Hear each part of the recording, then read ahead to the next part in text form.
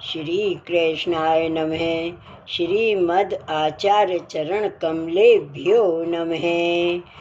श्री महाप्रभु जी की निज वार्ता प्रसंग 5।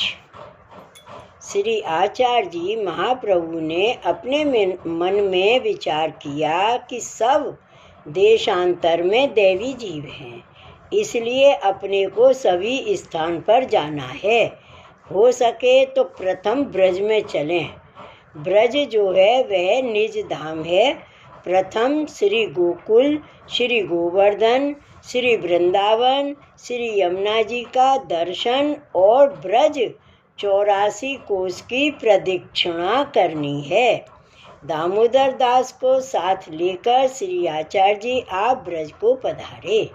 आते हुए मार्ग में झारखंड में आए। वहाँ संवत 1548 फागुन सुदी 11 गुरुवार के दिन श्री गोवर्धन नाथ जी ने बताया कि आप शीघ्र पधारो। हम श्री गोवर्धन पर्वत में 3 दमन हैं, नाग दमन, इंद्र दमन और मध्य में देव दमन। इन 3 नामों से प्रकट हुए हैं, इसलिए आप शीघ्र पधार कर हमारी सेवा का प्रकार प्रकट करो। यह आज्ञा सुनकर श्री आचार्य जी ने दामोदर दास से कहा, दमला, श्री ठाकुर जी ने तो हमको ऐसी आज्ञा दी है, इसलिए शीघ्र ब्रज को चलें। झारखंड से कितने ही दिनों बाद आप ब्रज में पधारे। संवत 1549 श्रावण सुदी 11 गुरुवार के दिन प्रथम श्री गोकुल को पधारे। उस दिन श्रावण सुदी 11 थी, इसलिए श्री आचार्य जी ने उपवास किया था। रात्रि को गोविंद घाट के ऊपर एक छोकर है, उस स्थान पर पौढ़े तथा थोड़ी दूर पर दामोदर दास सोए थे। इतने में श्री आचार्य जी को चिंता हुई। श्री ठाकुर जी ने आज्ञा दी, भूतल पर देवी जीवों का उद्धार करो, तब उनसे मेरा संबंध हो।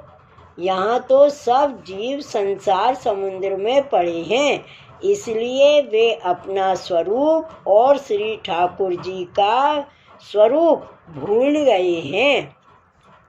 श्री ठाकुर जी तो निर्दोष हैं, पूर्ण विग्रह हैं, और जीव तो अनेक संसार के दोष से भरा है।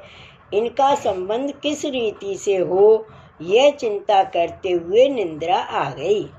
तब अर्धरात्रि से समय साक्षात कोट कंदर्प लावण्य पूर्ण पुरुषोत्तम श्री गोवर्धन धर प्रकट होकर के श्री मुख से कहा कि तुम चिंता क्यों करते हो? जिनको तुम नाम देकर ब्रह्म संबंध कराओगे, उसका सकल दोष दूर होंगे और उसे मेरी प्राप्ति होगी। ब्रह्म संबंध बिना प्रेम भक्ति नहीं होती है, और प्रेम लक्षणा भक्ति बिना पुष्टि मार्ग में अंगीकार के नहीं होती। पुष्टि मार्ग में अंगीकार किए बिना भगवत सेवा का अधिकार नहीं होता है। जीव तो भगवत सेवा ही से कृतार्थ होता है। श्री गोसाई जी ने सर्वोत्तम में श्री आचार्य जी का नाम लिखा है, भक्ति मार्गे सर्व मार्ग वैलक्षण ज्ञान भूत कृत। भक्ति मार्ग में तो प्रथम ही था और हूँ। भगवान के प्राप्ति के मार्ग बहुत थे, किंतु ब्रज भक्तों के स्नेह के मार्ग में अंगीकार नहीं था। बिना स्नेह की सेवा नहीं, वह तो पूजा है। पूजा तो मंत्र के अधीन है। पुष्टि मार्ग की सेवा है, वह भावात्मक है। इसलिए सूरदास जी ने गाया है, भज सखी भाव भाविक देव। ऐसा मार्ग प्रकट करने की श्री ठाकुर जी की इच्छा थी, इसलिए आपने श्री आचार्य जी महाप्रभु को ब्रह्म संबंध की आज्ञा दी। तब आपने पवित्रा, उपर्णा और मिश्री श्रावण सुदी 12 के लिए सिद्ध की उठकर भोग धरा। पीछे श्री ठाकुर जी पधारे। श्री आचार्य जी महाप्रभु ने दामोदर दास को कहा कि दमला तेने कुछ सुना? तब दामोदर दास ने विनती की, महाराज श्री ठाकुर जी के वचन सुने तो सही, पर समझा नहीं। आपने तब श्रीमुख से कहा, मेरे को श्री ठाकुर जी ने आज्ञा दी है कि जीवों को ब्रह्म संबंध कराओ, जिससे सकल दोष दूर होंगे, और मैं अंगीकार करूँगा, इसलिए ब्रह्म संबंध अवश्य करवाना चाहिए। श्री ठाकुर जी से जितनी वार्ता हुई उसके आधार पर आपने सिद्धांत रहस्य नामक ग्रंथ प्रकट किया। ग्रंथ का अर्थ श्रावण मास के शुक्ल पक्ष में एकादशी के दिन अर्धरात्रि के समय भगवान ने साक्षात प्रकट होकर जो आज्ञा दी वह अक्षरंशः हम कहते हैं।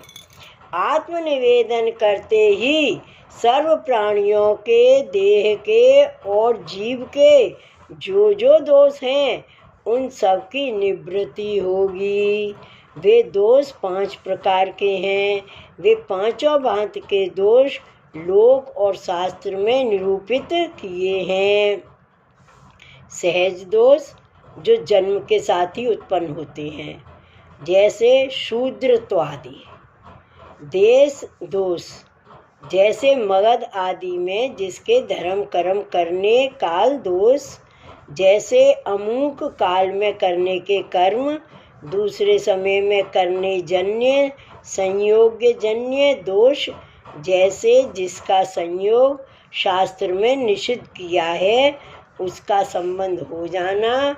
स्पर्श जन्म दोष, जैसे अमुक के स्पर्श आदि से जल आदि की अशुद्धि होती है।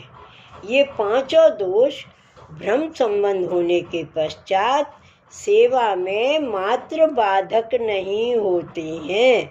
निवेदन बिना सर्वथा दोष की रंच भी निवृत्ति नहीं होती है। इसलिए असमर्पित वस्तु का परित्याग करना और भगवती प्रसादी अन्न वस्त्र आदि से अपना निर्वाह करना, सब पदार्थों का निवेदन करना, जिस वस्तु में से कुछ पहले खर्च कर चुके हैं बाकी जो बचा है उसका समर्पण करना, वह देव के देव भगवान अंगीकार नहीं करते हैं। इसलिए विवाह आदिक सर्व कार्य में पहले सर्व वस्तु का समर्पण कर पीछे प्रसादी वस्तु लेकर अपना कार्य करना। समर्पित वस्तु के स्वीकार में दत्ता भार देकर फिर लेना दोष लगता है। ऐसा कोई कहे यह ठीक नहीं है, कारण सब वस्तु भगवान की है, उसमें अपना कुछ नहीं है। भगवान की वस्तु नहीं लेना, यह जो बात है वह भिन्न मार्ग पर है। जैसे देवालय के निर्वाह के लिए जो द्रव्य और ग्राम आदि भेंट किया उसमें से फिर न लेना। जैसे सेवकों का व्यवहार लोक में चलता है वैसे सर्व काम समर्पित वस्तु से करना। ब्रह्म संबंध से ही सर्व वस्तु की ब्रह्म की तरह विशुद्धता होती है। जैसे अपवित्र जल वह श्री गंगा जी में मिलता है तब वह सब गंगा रूप हो जाता है। गंगा स्वरूप से उसके गुण दोष कहे जाते हैं। उसी तरह से यहाँ ब्रह्म संबंध में दूषित वस्तु के पांचों प्रकार के दोष निवृत्त होते हैं। आपने सिद्धांत रहस्य ग्रंथ प्रकट किया। यह वार्ता सब एकादशी की अर्धरात्रि को हुई और अर्धरात्रि को ही मिश्री पवित्रा धराई। इसलिए श्रीनाथ जी और सातों स्वरूपों के यहाँ एकादशी द्वादशी को 2 उत्सव मानते हैं। श्रावण सुदी द्वादशी के दिन श्री आचार्य जी ने प्रथम ब्रह्म संबंध दामोदर दास को करवाया। प्रथम दामोदर दास ने श्री ठाकुर जी के वचन सुने पर समझे नहीं। उसका हेतु यह है कि दामोदर दास को ब्रह्म संबंध नहीं था और समझते तो स्वामी सेवक भाव नहीं रहता। फिर भी श्री आचार्य जी महाप्रभु ने इनका ब्रह्म संबंध क्यों करवावें। जैसे गोविंद दुबे श्री रणछोड़ जी से बातें करने लगे थे, तब श्री आचार्य जी महाप्रभु श्री सुबोधनी कहते थे, पुस्तक बांध कर कहा सो श्री ठाकुर जी बातें करत हैं तो हम तो सो कथा काहे को कहें। इसलिए स्वामी सेवक भाव रखने के लिए दामोदर दास ने वचन सुने पर समझे नहीं, ऐसा कहा। इसका कारण दामोदर दास जी को श्री गोसाई जी आगे पूछेंगे कि तुम श्री आचार्य जी महाप्रभु को क्या करके जानते हो। तब दामोदर दास कहेंगे, हम तो जगदीश जी श्री ठाकुर जी से अधिक मानते हैं। श्री गोसाई जी कहेंगे, श्री ठाकुर जी से अधिक क्यों कर मानते हो। तब श्री गोसाई जी कहेंगे, श्री ठाकुर जी से अधिक क्यों कहते हो। तब दामोदर दास कहेंगे कि दान बड़ा कि दाता बड़ा। इससे यह सिद्ध हुआ कि श्री ठाकुर जी श्री आचार्य जी महाप्रभु के बस में हैं। तब ब्रज में श्री आचार्य जी महाप्रभु के बहुत सेवक हुए। श्री वल्लभाधीश की जय। श्री गोवर्धन नाथ की जय। जय जय श्री गोकुलेश, जय जय श्री गोकुलेश।